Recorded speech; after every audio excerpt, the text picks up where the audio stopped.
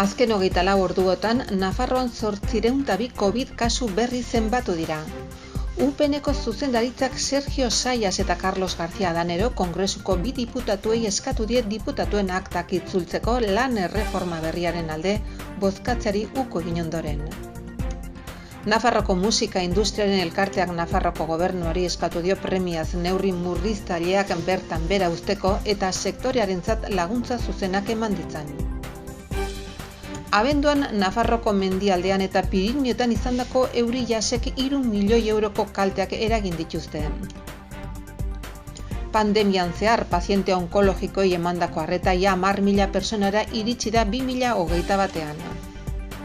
Arizkungo menditsuri, Milo eta Olazarko inguruetan eginei dituzten zundaketen eta hauek ekarriko lituzketen ustezko harrobiaren kontra Milotxuri Biziri plataformak helegite bat paratu du. Nafarroak 58 suizidio erregistratu zituen 2021 aintzineko urtean baino 131,8 gehiago. Euskaraldian parte hartzeak hizkuntza ohituretan eragina duela erakusten du ikerketa batek. Gaur hasiko da Rubiken Kuboen Iruña Open lehiaketa ofizialeko 6. edizioan izen emateko epea.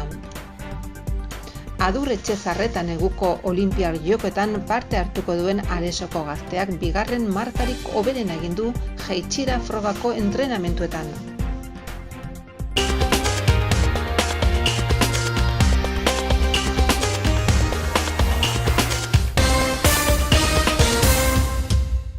Zortzireuntabi kasu berri erregistratu dira ostegunean Nafarroan, azken 33 egunetako datu hoberenak dira. Asteazkenean 2.869 COVID froga testak egin ziren eta 927 kasu atzeman ziren. Positibotasun tasa 36,6 batean dago une honetan eta egoera epidemiologikoa geroz eta hobe doa. Ospitaletako presioa ere pixkanaka hobetzen ari da, une honetan 223 lagun ospitalaratuta daude, hauetatik 28 zainketa bereziko unitatean daude, eta hemen ez da altarik eman azken ordutan. 545.022 nafarrek hartua dute dagoeneko txertoaren pauta osoa. Egoera epidemiologikoa horrela mantentzen bada ziurrenik otsailaren 14 aintzinera neurri murriztaileak ez dira luzatuko.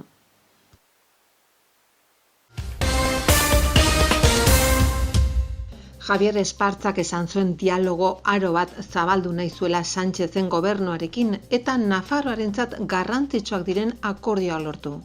Hori dela eta atzo Adanero eta Sayas Kongresuko Nafarroko UPNeko diputatuak lan erreformari baietz bozkatuko zutela adierazi zuten. Ez zirela ados, baina UPNren erabakia errespetatuko zutela. Iritzi hori mantendu zuten egun osoan zehar. Harridura iritsi zen bozkatzerakoan, lan erreformaren aurka bozkatu zuten, Adanero eta Sayasek inork espero ez zuen bezala. Erregionalistek barkamena eskatu zioten berehala PSNri, eta denak badakigu lan erreforma aintzinera atera zela Kongresu kide baten akatsagatik.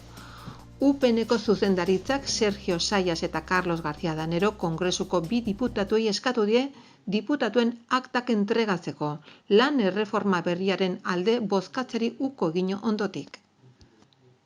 Sergio Sayasek eta Carlos García Danerok alderdiaren organoen erabakiaren aurka hartu dute erabakia adierazi dute zuzendaritza erregionalistatik eta gaineratu dute engainatu egin gaituztela. Izan ere, agerian geratu da aldez aurretik publikoki adierazi dutela, boto diziplina onartuko zutela ondoren ez egiteko. Nafarroko musika industriaren elkarteak, Anaimek, Nafarroko gobernuari eskatu dio premiaz neurri murriztailea bertan bera uzteko eta sektorearentzat laguntza zuzenak eman ditzan.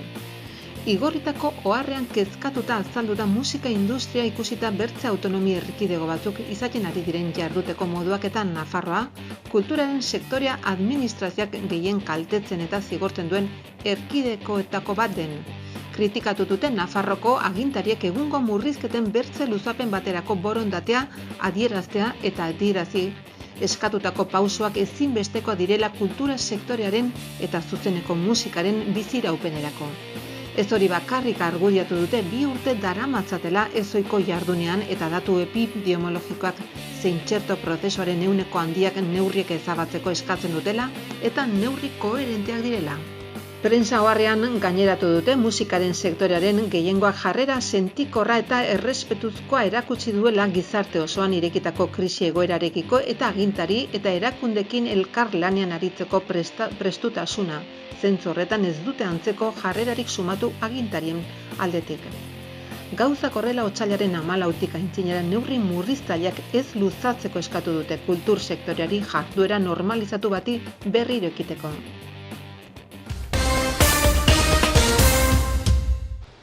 Erauntzi ekaitzak abenduan eragindako euri-jasek 3 milioi euroko kalteak eragin dituzten Nafarroko mendialdean eta Pirinioetan. Hori dela eta Landa-garapen eta ingurumeneko kontseilaria den Itziar Gomez, nekazaritza eta abeltzaintzako zuzendari nagusia den Ignacio Gilekin batera Nafarroko iparraldeko hainbat herrialdetako alkatekin eta udal arduradunekin elkartu da.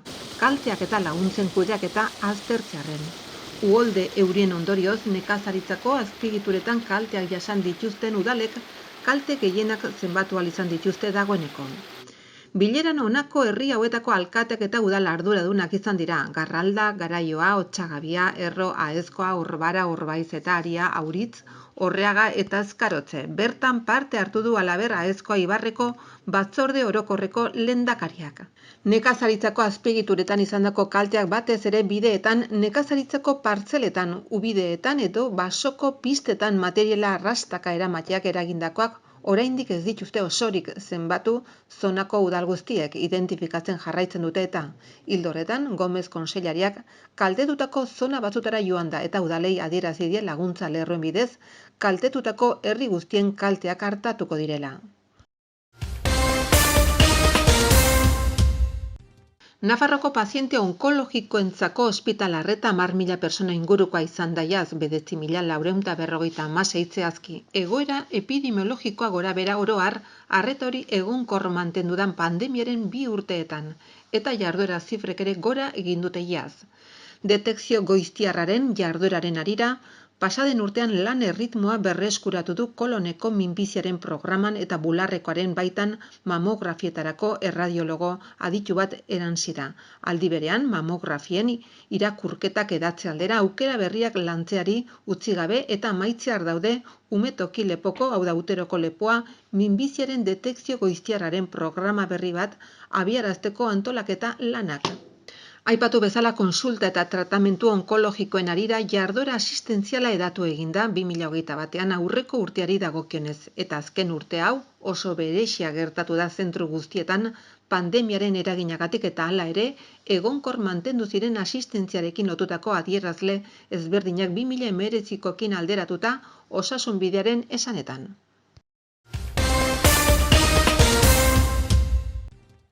Arizkungo Menditxuri, Milo eta Olazarko inguruetan egin nahi dituzten zundaketen eta hauek ekarriko lituzketen ustezko harrobiaren kontra Milo Txuri-Biziri plataformak helegite berri bat paratu du Nafarroko Gobernuko Industria, Antolakuntza, Azpiegitura Energetikoa eta Meatzaritza Zerbitzuko sailean. Oraingoan Milo Txuri-Bizirik aurkeztutako helegiteari 658 sinadurek ematen diote babesa. Arizkungo herritarrek, plataformak eta gainontzeko baztandar zein erakundek emandako atxikimenduari esker. Gisa honetan, hilaren asmentanan plataformoko kidek Nafarroko Gobernuko sail berdinari igorritako 20 helegite ingururi batzen zaie orain aurkeztutakoa Arizkun Sur 3.602 mehatze ikerketen proiektua bertan bera uztea helburuarekin.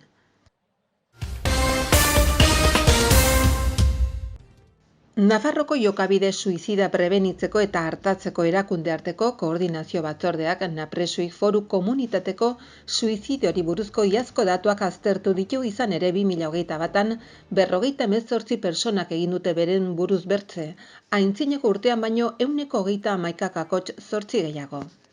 Napresui hainbat erakundek eta gizarte taldeko osatzen dute, haren partaide dira Nafarroko Gobernuko hainbat departamentu, hau da osasuna, hezkuntza, gizarte eskubideak, lehendakaritza, eta barne departamentuak. Batzorden ordezkaturik daude halaber hainbat erakunde sozial, besarkada, itxaropenaren telefonoa, komunikazioko profesionalak eta bizirik atera ziren aktivistak. Eta taldean daude baitere azkenik hainbat polizi, foruzaingo, Guardia Zibila eta Espainiako Polizi Nazionala. Nafarroako Auzitegi Medikuntzako Institutuak emandako datuen arabera, Nafarroan 58 pertsonak, hau da 38 gizonezko eta 20 emakumezko egin zuten bere buruz bertze beste iaz, eta batez beste 50 kakotx 6 urte zituzten. Profila kontutan hartuta gizonetan arazori areagotu egiten da, 21 eta 30 urte bitarteko adintartean, eta 51 eta 50 urte bitartekoan.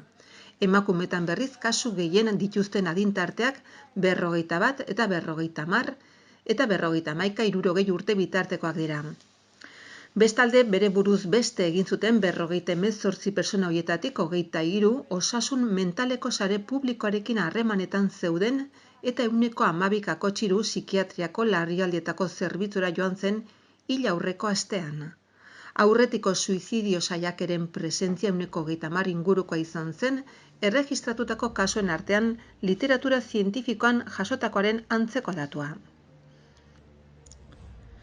Osasun bidea osasun mentaleko sarearen bidez, suizidio kodea ezartzeko lanean ari da historia klinikoan integratutako tresna berritzailea, bere buruz beste egiteko arriskuan dauden pertsonak identifikatzen eta haien jarraipena egiten lagunduko duena.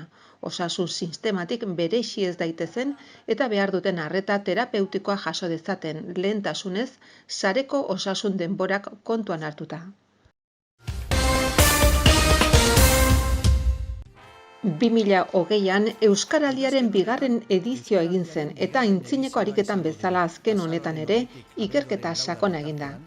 Ikerketa horren emaitzak aurkezteko elkartu dira Bilbon Euskaraldiko koordinazio mahaikideak Ana Ollo, Nafarroko Gobernuko, Herritarren Harremanetako Kontseilaria Bintxen Zubiria, Eusko Jaurlaritzako Kultura eta Hizkuntza Politikako sailburuak Ike Amonarriz, Euskal Zalen Topaguneko lehendakaria eta Siadeko Ikerketa Elkarteko lider Rekondo eta Unai Oiartzun, teknikariak azterketaren egileak. Ollo kontseilariak esan du Euskaraldiaren 3. edizioko lelori egin nahi diot soberexiki hitzez egiteko garaia, aurrera egiteko hitza eta ekintza uztartzeko beharra nabarmendu nahi duen leloa. Euskaraldiak hizkuntza ohituren aldaketari eragiten dio. Gaur argitara ematen dugun azterketatik ondorioztatzen den bezala parte hartzaile askok aurrerapen garrantzitsuak izan dituzte beren inguruneko harremanetan eta euskararen erabileran. Eta horretan jarraitu behar dugu hizkuntza ohitura aldaketak epe ertain luzeko prozesua baitira. Beraz, epe laburreko begiradak alde batera utzi behar ditugu. Hori adierazi du Ollo kontseilariak. Covidak gizarte harremanak mugatu ditu hilabeteotan, baina halere, 19.500 persona baino gehiagok parte hartu zuten Nafarroan Euskaraldiaren bigarren edizioan horietatik erdiek baino gehiagok Iruñerrian. Erakundei dagokionez guztira 680 hartu zuten parte eta 1974 arigune sustatu zituzten. Ez dira gutxiesteko moduko kopuruak osasun krisiak hilabetetan harreman sozialak asko mugatu dituela kontuan hartuta.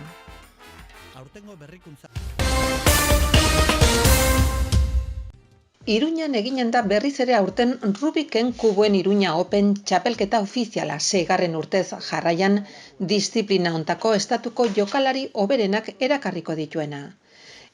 Ekitaldia martxoaren 12 eta 13 izanen da Rubiken Kuboen Iruña Open 2022 txapelketa ofizial bada. Kuboaren munduko elkartearen bidez arautzen da eta Espainiako Speed Cubin elkartearen laguntza izanen du. Otsailaren 4 gaueko 9 ostiralarekin hasiko da epea, Iruña Openen parte hartu nahi dutenek izena eman dezaten. World Cup Asociación webgune ofizialean, osasun segurtasuna dela eta gehienez ere 40 personak parte hartzen aldute. Iruña Open txapelketaren 6. edizionetan, lehiakidek aukera izanen dute ofizialki aitortutako 17 aukeretatik proposatu diren 8etako edozeinetan lehiatzeko. Kubo klasikoan ez ezik, bertze kubo mota batzutan ere izanen dira lehiak. Baina bertze kategoria batzuk ere ezarriko dira, kuboaren zailtasunaren arabera aurpegi bakoitzeko kuadrotxo gehiago edo gutxiago dutenak, edo trebetasunaren araberakoak edo Itzumustuka egin beharrekoak. 3,5 euro balio du izen ematea txapelketaren kolaboratzaile diren Rubiken kuboaren Espainiako elkarteko eta Euskal Rubikeko kidentzat eta 5 euro bazkide ez direnentzat. Parte hartzaileek txapelketako poster bat jasoko dute oroigarri gisa eta kategori bakoitzeko 3 onenek domina eta diploma bana. Halaber, Rubiken kubo klasikoaren kategorian irabazleak Iruña Open 2022ko txapeldun izendatuko duen txapela eramanen ditu.